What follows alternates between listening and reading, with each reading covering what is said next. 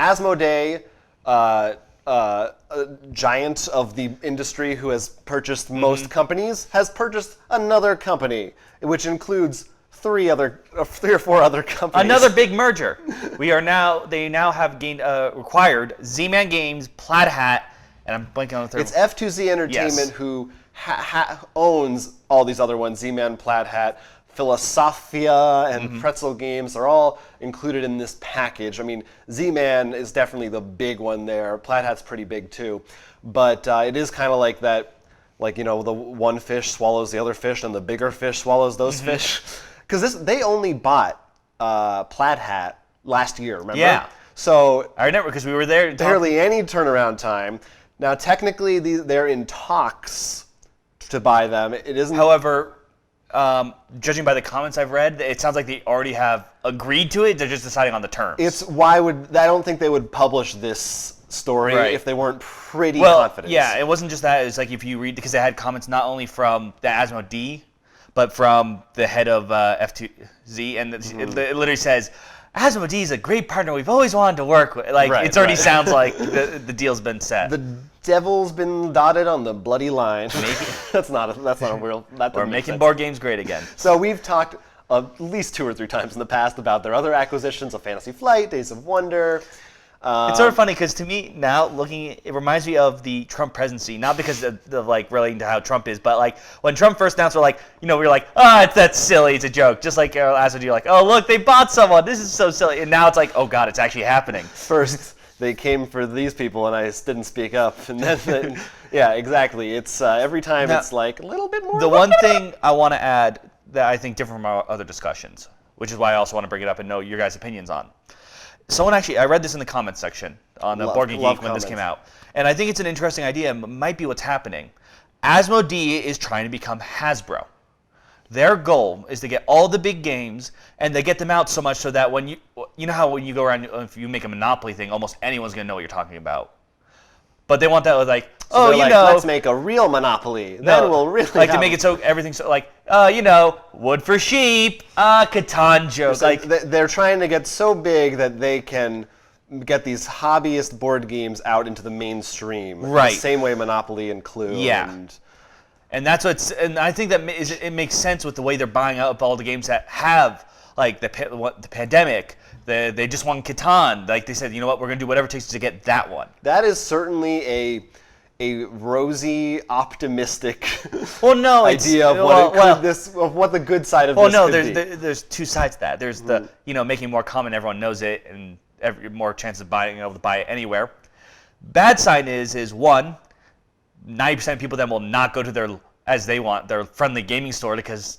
Do you go to your friendly local gaming store to buy Monopoly? They want to be in Target. They want to be on Amazon, Barnes and Noble, etc. And the other thing is, how many people in the board game community talk about how they would put Monopoly in their top 10 list? Hell, any of the Hasbro games. That's why I actually think Hasbro's trying to counter with the Harry Potter game. I believe that they actually have. Well, I think that the counter side of what the good part could be is that they are trying to get rid of those bad board games and say now the ones that are good that people will talk about, like Ticket to Ride, Catan, etc. Even if they are more of those gateway games, it's still a big step up from the usual fare.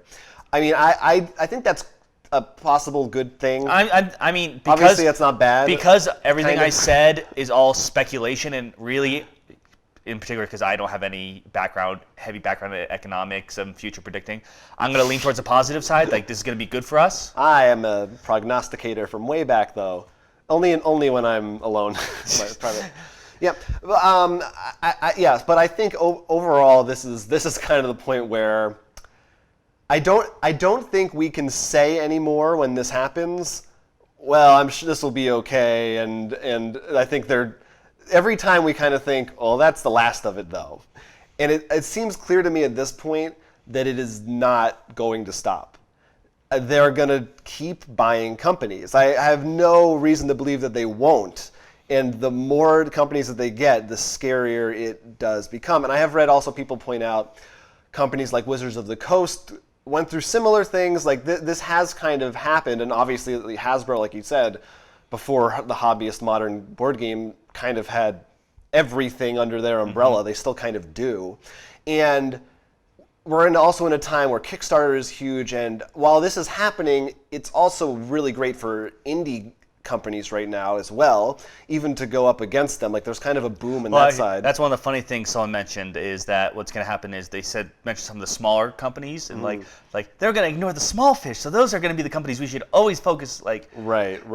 Interesting enough, though, the one I'm actually surprised they don't own yet, mostly because I think if their goal is the next Hasbro, out of all companies, is the one that's making that jump the best is Yellow Games. Because look, they have the Target exclusive King of Tokyo. But I mean, you don't think they're next on the chopping block? No, I 100%. I think they're already been in discussions with them. I think they have their sights on that. Like, if they buy another company, that's where my money is. Like, who's the next biggest company? I feel like even when Fantasy Flight, I feel like we probably actually said directly, well, they still don't have Z-Man. You know, like, that's when it gets real scary. No, it has to be them. Like, I Yellow's remember up there. Someone said, like, and that's when they mentioned AG. mentioned Yellow and Rio Grande. Like, as soon as those two buy. Yeah, it really will be. It's worrying, and I mean, we know for a fact the prices are going up everywhere because of this, and it's harder for consumers necessarily to get their hands on these things. Like, we've seen already firsthand the potential downsides of it, and I've yet to see any. One person said Z-Man in the past has been a little scattered with their. Well, that's actually one of the reasons why they actually got Plaid Hat to help them with that. Right. So now they have even better help. No, I do think there are some negatives, and one of the big ones that always comes up, and I think this is a fair point, is competition. You always want competition. If everything's under one umbrella, you don't get that. However, that being said, I do think, depending on how Asmodee handles this, because remember, they only just started this whole crazy thing, and really, I would say while they bought them a lot, really it was 2016 April, when I can say really was the start date for all their new plans to go out. So they're still relatively young. They can move things around. They might change things, the way pricing works, or how like they distribute the games. I mean, it could in the end be better for us, because then if they do have everything, they could be like, now we have warehouses everywhere. You're more guaranteed to get your games out, and maybe they'll have. Maybe let's say they bought Z-Man or Plaid, and Plaid has an excellent tracking program, and they're like, okay, we're going to use that now. And wow, look at this. We're not getting a lot of Mice and Mystics or something, or like now we know where to. So there is the chance for good. It's sort of like how, theoretically, the best form of government would be a benevolent dictator. If we had a dictator who was really good and great and kind and had all the right decisions, then that would be great if they could just have things done in a second and have control over everything. But usually that's impossible, and that's so like in a perfect world, yes. I hope that we live in that world. I don't know that we do. I think I'm judging by 2016 right now. I don't think so. I think the biggest thing, my biggest criticism of the way Asmodee is doing this, I feel like what they don't have is a public face. They don't have a spokesperson out on Twitter. They don't have a Reggie from Nintendo. Didn't you even? I think you sent me this when they first met, like of someone who actually works at Plaid Hat.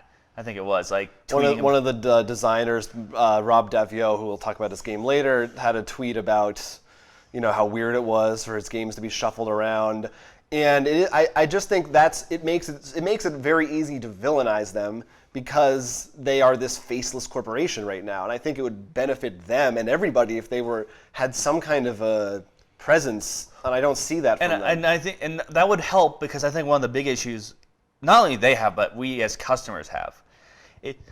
We both have different views on how things should work on the internet in particular. Like I still think no one knows exactly big markets how to sell things online, and in their view they need to keep it, because most friendly local gaming stores will sell at the suggested retail price. Mm-hmm. However, if done any shopping online, you're probably not going to find it at a much lower price. And then so the two are arguing between each other of like, no, it needs to be this money, and they're like, no, I used to be able to buy the X-Wings at this price, I should be able to get them at this price. Mm-hmm. So then there needs to be, if there was some public who can like at least have a discussion, so that would help a lot. Yeah, it's their communication is sorely lacking to to consumers and retailers and publishers alike. Distributors. Yeah, all of the above. So I'm scared. I'm a little worried about the whole thing. It's been building a lot. At this point, I think it merits concern. I know there's lots of debate. Some people think it's overblown, and some of it certainly is. Some of it isn't. I'd love to hear what people think, of course, in the comments, but I'm sure we'll be talking about this every time it comes up for the next. Yes, I mean, rest and of our overall, careers. like I will say, partly because how many board games we play. You know, the alarm's going off in my head when you see someone take over a lot of territory. That's like, this is a bad sign. We've been training for this for years. So like, I feel like that I'm sort of conditioned to be worried about that. Like it could. OP. But like I said, I'm very curious to see how they handle this. I mean, do they keep it? I mean, another thing people point out a lot, and this is where what does worry me, is like how it's happened in the video game world.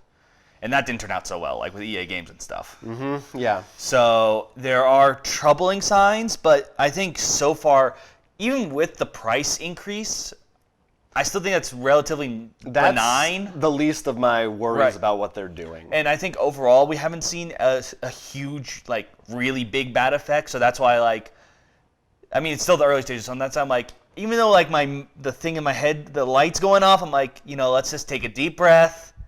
Let's panic and run to the hills, because you know what? It's 2016 actually. It's got to be bad. Nothing good happens this year.